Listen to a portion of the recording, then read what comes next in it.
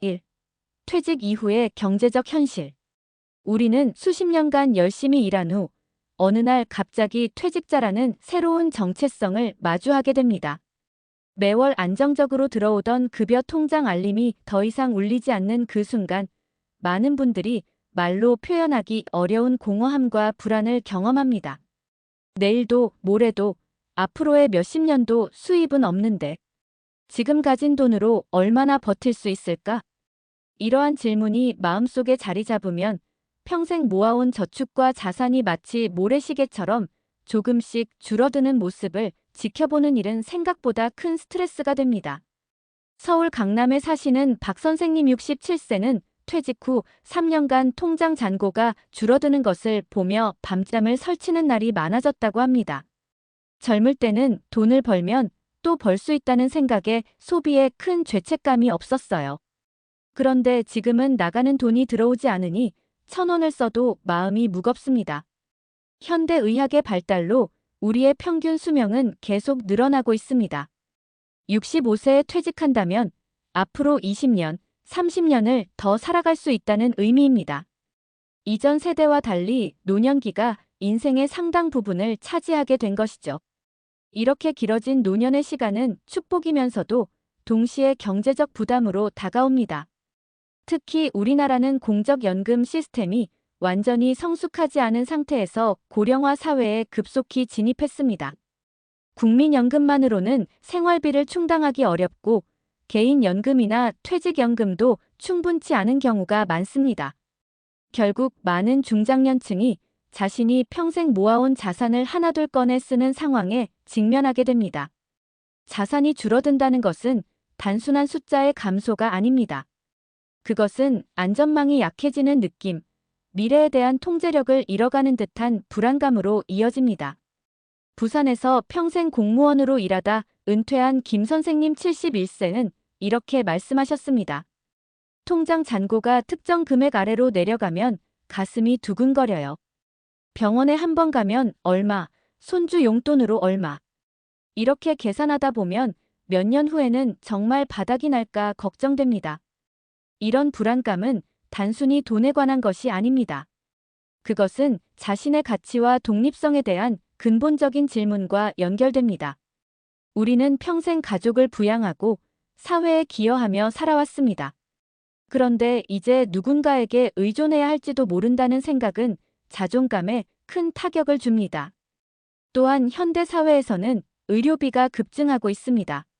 나이가 들수록 건강 문제는 더 자주, 더 심각하게 찾아옵니다. 만약 큰 병에 걸린다면 이런 걱정이 꼬리에 꼬리를 물면 모아둔 돈을 쓰는 것이 더욱 두려워집니다. 하지만 이런 불안감 속에서도 우리가 기억해야 할 중요한 사실이 있습니다. 돈은 수단이지 목적이 아니라는 점입니다. 평생 모아온 자산은 결국 우리의 삶을 위한 것이고 필요할 때 사용하기 위해 존재합니다. 자산이 줄어드는 것에 대한 두려움을 이해하면서도 그 두려움이 남은 인생의 행복을 가로막지 않도록 균형을 찾는 지혜가 필요한 시점입니다. 유산에 대한 미련과 그 무게. 우리는 자녀가 태어나는 순간부터 그들에게 최고의 것을 주고 싶어 합니다. 첫 우유병부터 대학 등록금까지 부모의 사랑은 끊임없는 주는 행위로 표현되어 왔습니다. 그리고 이 주고자 하는 마음은 우리의 생의 마지막 순간까지 이어져 자녀에게 무언가를 남겨주고 싶은 강한 욕구로 나타납니다. 아이들에게 조금이라도 더 남겨주고 싶은 마음에 커피 한 잔도 아껴 마시게 됩니다. 경기도 분당에 사시는 이 선생님 65세의 이 말씀은 많은 부모의 마음을 대변합니다. 특히 우리 세대는 전쟁과 가난을 겪으며 자식 교육과 가족의 안위를 위해 평생을 희생해온 경우가 많습니다. 그래서인지 자신의 노후를 위해 모아둔 돈을 쓰는 일조차 죄책감으로 다가오곤 합니다. 이러한 마음의 근원을 더 깊이 들여다보면 유교 문화의 영향도 크게 작용하고 있음을 알 수 있습니다. 효를 중시하는 우리 문화에서 부모가 자녀에게 물려줄 것이 없다는 사실은 일종의 실패감으로 다가올 수 있습니다. 동창회에서 친구들이 아들에게 아파트 한 채 해줬다는 이야기를 할 때 묘한 열등감과 부담감을 느끼는 분들이 적지 않습니다. 특히 집은 단순한 재산 이상의 의미를 지닙니다. 우리 세대에게 집은 평생의 노력이 결실을 맺은 증표이자 가족의 안식처로서 큰 정서적 가치를 지닙니다. 30년 동안 모기지론을 갚으며 마침내 내 집을 마련한 기억, 그 집에서 아이들이 자라난 추억들. 이런 감정적 연결고리가 집을 쉽게 현금화하거나 포기하기 어렵게 만듭니다. 주택연금을 알아보다가 결국 포기했어요. 이 집은 제가 평생 일해서 번 돈으로 마련한 곳인데 막상 은행에 넘기고 조금씩 연금을 받는다고 생각하니 마음이 무너지더라고요. 서울 마포구에 사시는 최 선생님 73세의 이야기처럼 집을 담보로 한 금융상품에 대한 심리적 저항감은 상당합니다. 그것은 단순히 금액의 문제가 아니라 자신의 정체성과 성취의 상징을 포기하는 듯한 깊은 상실감과 연결되어 있습니다. 또한 유산을 남기지 못하면 자녀들이 실망할 것이라는 두려움도 있습니다. 다른 집 아이들은 부모로부터 얼마를 받았는데 우리 아이들은 이런 비교의식은 많은 부모님들의 마음을 무겁게 만듭니다. 자녀들이 직접적으로 유산을 바라지 않더라도 부모로서 무언가 물려주지 못한다는 것은 일종의 미안함으로 다가옵니다. 그러나 이런 유산에 대한 미련은 우리의 현재 삶에 상당한 짐이 됩니다. 인천의 한 노인복지관에서 만난 박 선생님 68세는 이렇게 말씀하셨습니다. 친구들과 여행 가자고 할 때마다 그 돈이면 손주 학원비를 보태줄 수 있는데 라는 생각이 들어 늘 망설여요. 결국 저는 여행도 못 가고 손주는 그 몇만 원이 크게 도움되지도 않고 누구도 행복하지 않은 상황이 되더라고요. 이처럼 유산에 대한 집착은 종종 현재의 행복을 희생하게 만듭니다. 자신의 건강과 즐거움을 위해 써야 할 돈을 쓰지 못하고 쓸 때마다 죄책감을 느끼며 결국 남은 인생을 온전히 즐기지 못하는 결과를 가져옵니다. 특히 안타까운 점은 자녀들은 오히려 부모가 자신의 노후를 위해 돈을 쓰기를 바라는 경우가 많다는 사실입니다. 서울의 한 중년 여성은 어머니가 저희를 위해 돈을 아끼시는 걸 볼 때마다 마음이 아파요. 저희는 이미 성인이고 제 삶은 제가 책임질 수 있는데 어머니는 여전히 저희를 위해 본인의 행복을 미루세요라고 토로했습니다. 결국 우리가 마주해야 할 질문은 이것입니다. 내가 평생 모은 재산의 진정한 목적은 무엇인가? 그것이 단순히 다음 세대에게 물려주기 위한 것이었을까요? 아니면 나와 내 가족의 행복한 삶을 위한 것이었을까요? 3. 다 쓰고 죽어라의 철학. 우리는 평생 모으는 삶을 살아왔습니다.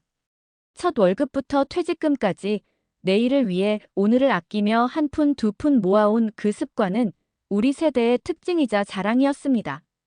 하지만 이제 새로운 관점이 필요한 시점입니다. 다 쓰고 죽어라라는 도발적인 제안은 단순한 낭비의 권유가 아닌 인생의 마지막 장을 어떻게 채울 것인가에 대한 철학적 질문을 담고 있습니다.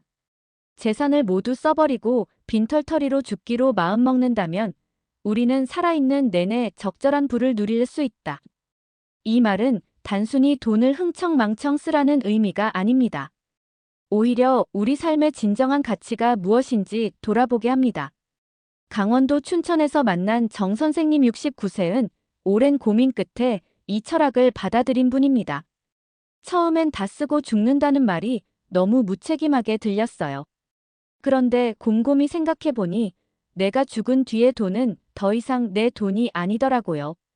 그렇다면 왜 살아있을 때 그 돈으로 내가 원하는 경험을 하지 않는 걸까요? 이처럼 다 쓰고 죽는다는 철학은 소유보다 경험의 가치를 중시합니다. 우리가 이 세상에 남기는 것은 결국 재산 목록이 아니라 살아온 이야기입니다. 은행 계좌의 숫자보다 가슴속에 담긴 추억과 경험이 진정한 우리의 자산이 됩니다. 인천의 한 모임에서 만난 김 선생님 74세는 아내와 함께 작은 펜션을 운영하며 제2의 인생을 시작했습니다. 퇴직금으로 아파트를 한 채 더 살까 고민했어요. 그런데 아내가 그 돈으로 우리가 하고 싶었던 일을 해보자고 제안했죠.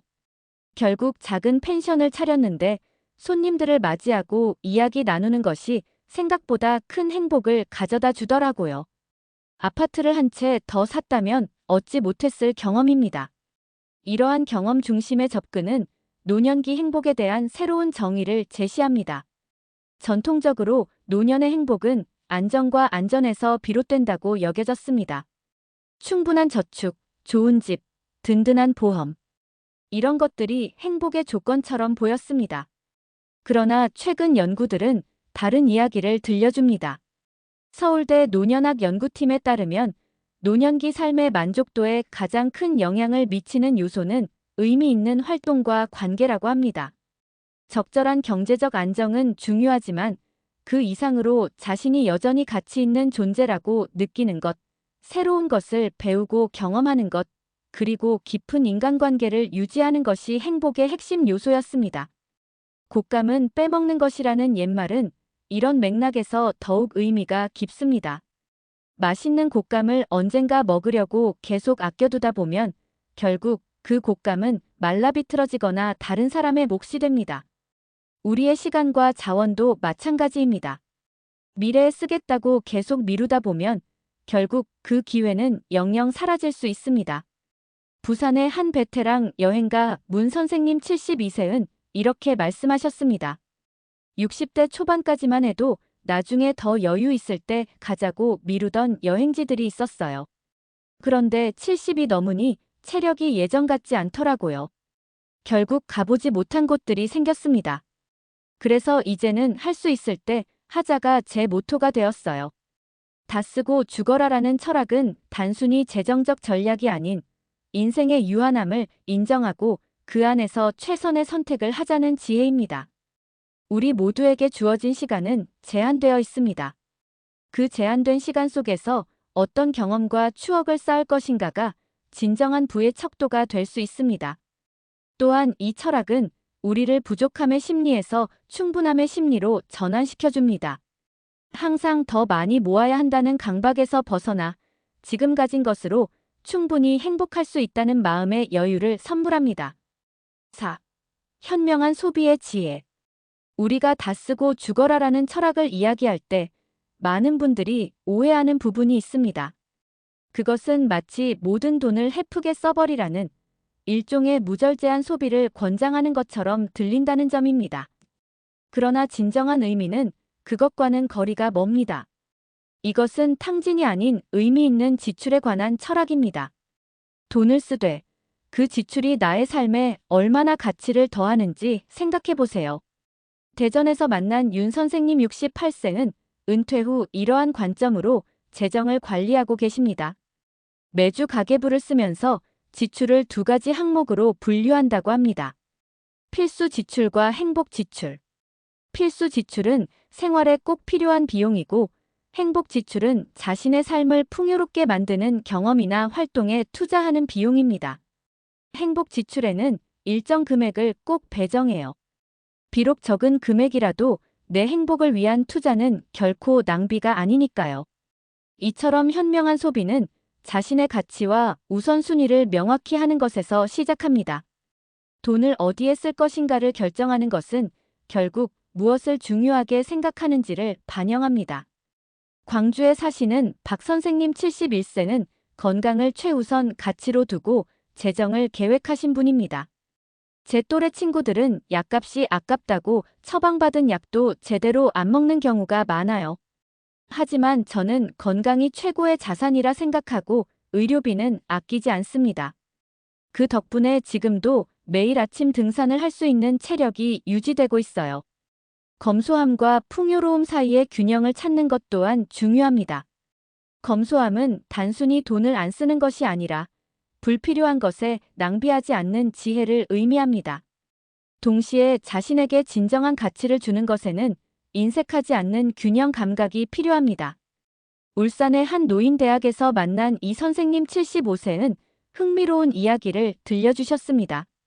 저는 평생 절약하며 살아왔어요.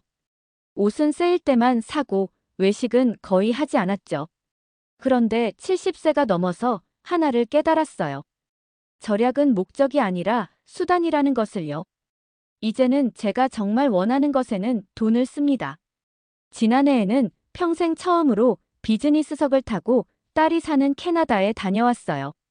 그 편안함과 서비스는 제게 잊지 못할 경험을 선물했습니다.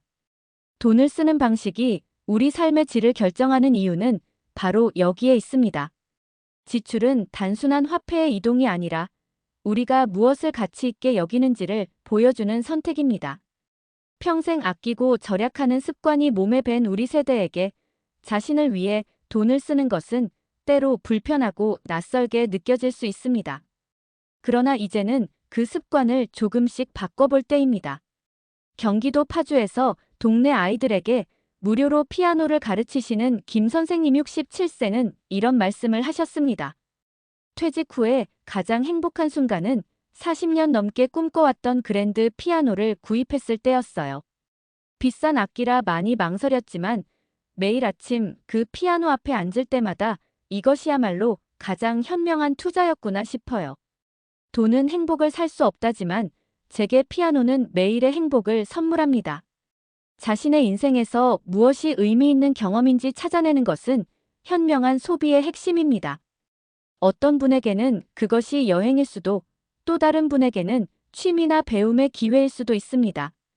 중요한 것은 그 경험이 단순한 소비를 넘어 삶의 깊이를 더하는지 여부입니다.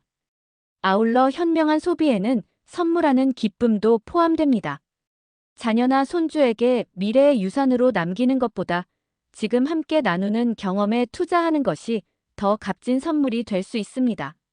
제주도에 사시는 한 할아버지는 손주들과 함께하는 연례 가족여행을 위해 매년 예산을 따로 마련한다고 합니다. 재산을 물려주는 것보다 추억을 물려주고 싶어요. 손주들이 나중에 할아버지와 함께한 제주도 여행을 기억해준다면 그것이야말로 제가 남길 수 있는 최고의 유산이라고 생각합니다.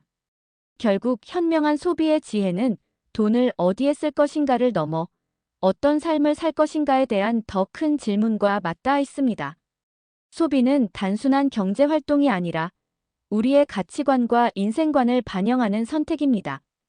그런 의미에서 다 쓰고 죽어라라는 철학은 남은 인생에서 무엇에 진정한 가치를 두고 살 것인지 묻고 있는 것입니다. 주택연금과 같은 현실적 대안. 우리가 다 쓰고 죽어라라는 철학을 받아들인다 해도 현실적인 문제가 남아 있습니다. 얼마나 오래 살게 될지 모르는데 어떻게 자산을 관리해야 할까? 이것은 매우 타당한 걱정입니다. 평균 수명은 계속 늘어나고 있지만 개인의 수명은 예측할 수 없기 때문입니다. 이런 불확실성 속에서 자산을 효율적으로 활용할 수 있는 현실적 대안들을 살펴보겠습니다. 주택연금은 그 대표적인 방안 중 하나입니다. 집은 우리 세대가 가진 가장 큰 자산인 경우가 많습니다. 그러나 이 집은 동결된 자산이라는 한계가 있습니다. 매월 생활비가 필요한데 집은 당장 현금화하기 어렵죠. 주택연금은 이런 딜레마를 해결하는 방법입니다. 처음에는 내 집을 담보로 맡긴다는 생각에 거부감이 컸어요. 하지만 자녀들과 상의한 후 이것이 서로에게 가장 부담 없는 선택이라는 결론을 내렸습니다. 서울 노원구에 사시는 장 선생님 69세의 말씀처럼 주택연금은 처음에는 심리적 장벽이 있습니다. 평생 모아온 집을 포기한다는 느낌 때문입니다. 그러나 다른 관점에서 보면 이는 자산을 활성화하는 과정입니다. 죽은 자산을 살아있는 자산으로 전환하는 것이죠. 대구에서 만난 최 선생님 73세 부부는 주택연금을 선택한 후 삶의 질이 크게 향상되었다고 합니다. 매달 일정 금액이 통장에 들어오니 마음의 여유가 생겼어요. 예전에는 자녀들에게 용돈을 받는 게 내심 부담스러웠는데 이제는 오히려 손주들 용돈도 줄 수 있게 되었습니다. 무엇보다 경제적 독립이 주는 자존감이 달라요. 주택연금 외에도 다양한 자산 활용 방법들이 있습니다. 부동산의 일부를 임대하여 월세 수익을 얻는 방법, 자산의 일부를 안정적인 금융상품에 투자하여 정기적인 배당이나 이자를 받는 방법 등이 있습니다. 중요한 것은 단일 방식에 모든 것을 걸지 않고 다양한 수입원을 확보하는 분산 전략입니다. 경제적 안정과 마음의 평화를 동시에 찾는 것은 쉽지 않은 과제입니다. 그러나 부산에서 30년간 중학교 교사로 근무하다 은퇴하신 정 선생님 70세는 이런 균형점을 찾으셨습니다. 은퇴 후 가장 중요한 것은 예측 가능한 수입과 통제 가능한 지출의 균형이라고 생각해요. 국민연금과 사학연금으로 기본 생활비를 충당하고 퇴직금의 일부는 안전한 금융상품에 투자해 비상금으로 남겨뒀어요. 그리고 남은 돈으로는 제가 평생 꿈꿔왔던 목공 공방을 차렸습니다. 작지만 제 삶에 큰 기쁨을 주는 일이죠. 실질적인 노후 자금 계획의 중요성은 아무리 강조해도 지나치지 않습니다. 많은 전문가들은 은퇴 준비를 50대부터가 아닌 적어도 퇴직 510년 전부터 구체적으로 시작할 것을 권장합니다. 이 과정에서 고려해야 할 핵심 요소들이 있습니다. 첫째, 예상 수명을 낙관적으로 설정하는 것입니다.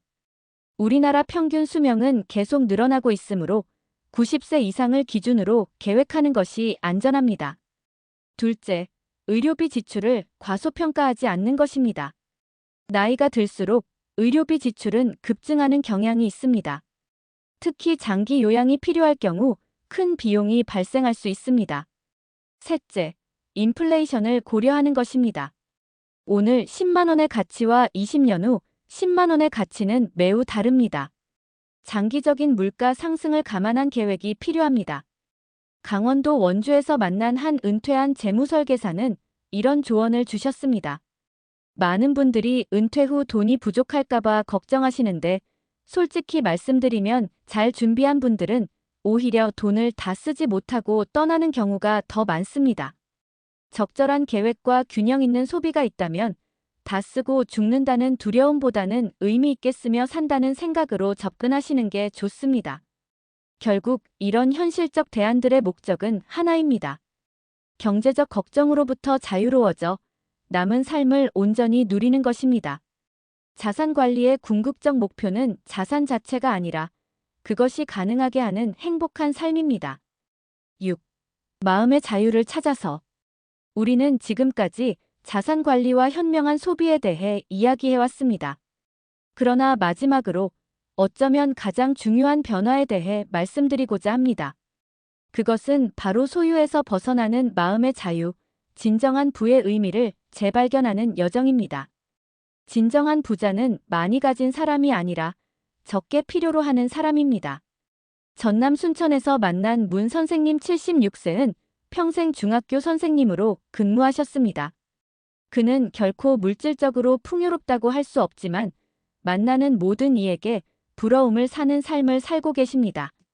젊을 때는 더 큰 집, 더 좋은 차를 원했어요.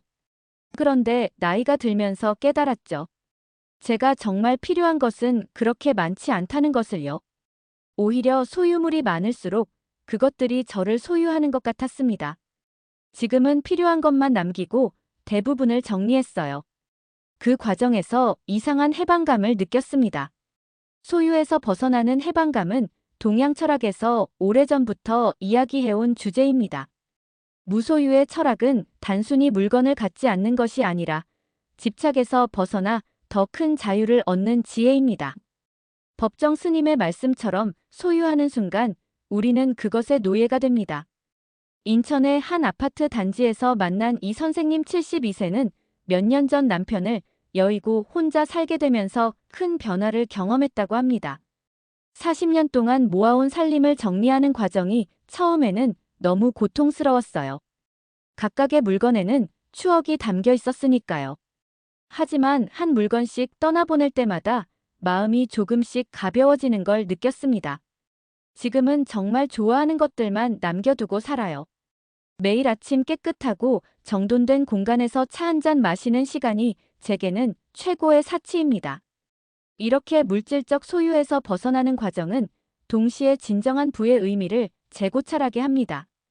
우리는 평생 경제적 안정과 물질적 풍요를 부의 척도로 삼아왔습니다. 그러나 인생의 마지막 장에서 돌아보면 진짜 가치 있는 부는 다른 곳에 있음을 발견하게 됩니다. 서울의 한 요양원에서 만난 박 선생님 83세는 이렇게 말씀하셨습니다. 제 인생에서 가장 부자였던 순간은 은행 계좌에 돈이 가장 많았을 때가 아니었어요. 가족과 함께했던 소박한 저녁 식사, 오랜 친구와 나눈 깊은 대화, 아픈 이웃을 도왔을 때의 보람. 이런 순간들이 제 인생을 진정으로 풍요롭게 했습니다. 진정한 부는 결국 관계, 경험, 성장, 기여와 같은 무형의 가치에 있습니다. 물질적 부는 이러한 진정한 부를 경험하기 위한 도구일 뿐, 그 자체가 목적이 되어서는 안 됩니다. 이러한 관점의 전환은 노년기에 새로운 자유와 가능성을 열어줍니다. 특히 주목할 점은 이러한 마음의 변화가 단순한 철학적 사유를 넘어 실제 삶의 질에 직접적인 영향을 미친다는 사실입니다. 최근 행복경제학 연구에 따르면 물질적 소유보다 경험과 관계에 투자하는 사람들의 행복도가 훨씬 높게 나타났습니다. 또한 나이가 들수록 이러한 경향은 더욱 뚜렷해진다고 합니다. 부산의 한 은퇴자 모임에서 만난 김 선생님 68세는 이런 변화를 직접 경험한 분입니다. 은퇴 직후에는 수입이 줄어 불안했어요. 그런데 몇 년이 지나면서 깨달았습니다. 행복은 돈을 얼마나 쓰느냐가 아니라 어디에 쓰느냐에 달려 있더라고요. 요즘은 손주들과 함께하는 시간, 동네 주민센터에서 재능 기부하는 활동, 그리고 오랜 취미였던 등산을 즐기며 살고 있습니다. 경제적으로는 예전보다 빠듯하지만 행복 지수는 오히려 높아졌어요. 삶의 마지막 순간까지 후회 없는 선택을 하는 것, 그것이 우리 모두의 바람일 것입니다. 호스피스 병동에서 일하는 간호사들이 전하는 말에 따르면 생의 마지막에 사람들이 가장 많이 후회하는 것은 더 많은 돈을 모으지 못한 것이 아니라고 합니다. 오히려 내가 진정으로 원하는 삶을 살지 못한 것, 사랑하는 사람들과 더 많은 시간을 보내지 못한 것, 나 자신에게 더 정직하지 못한 것 등이 가장 큰 후회로 남는다고 합니다. 대전의 한 시인이자 철학자인 정 선생님 78세는 이렇게 말씀하셨습니다. 우리는 종종 삶을 달리기 경주처럼 생각합니다. 빨리 달려 더 많이 모으고 더 높이 올라가는 것이 목표인 것처럼요. 그러나 인생의 마지막 장에서 보면 그것은 달리기가 아니라 춤이었습니다. 얼마나 빨리, 얼마나 멀리 갔는지가 아니라 얼마나 아름답게 움직였는지, 그 과정에서 얼마나 기쁨을 느꼈는지가 중요한 것이었죠. 이것이 다 쓰고 죽어라라는 철학의 가장 깊은 의미입니다. 단순히 돈을 쓰라는 조언이 아니라 삶이라는 선물을 온전히 후회 없이 누리라는 지혜의 말씀입니다. 재산은 죽음 이후에 남는 것이 아니라 살아있는 동안 의미 있게 사용하고 사랑하는 이들과 나누고 세상에 기여하기 위한 도구입니다. 우리는 이제 인생의 황금기에 접어들었습니다. 비록 신체적으로는 젊음의 활력이 줄어들었을지 모르지만 지혜와 경험, 그리고 마음의 성숙함은 그 어느 때보다 풍요롭습니다. 이 풍요로움을 바탕으로 소유의 무게에서 벗어나 진정한 자유를 찾는 여정을 시작해보는 것은 어떨까요? 다 쓰고 가는 것이 아니라 다 누리고 가는 것. 그것이 우리가 추구해야 할 진정한 부의 모습이 아닐까 합니다.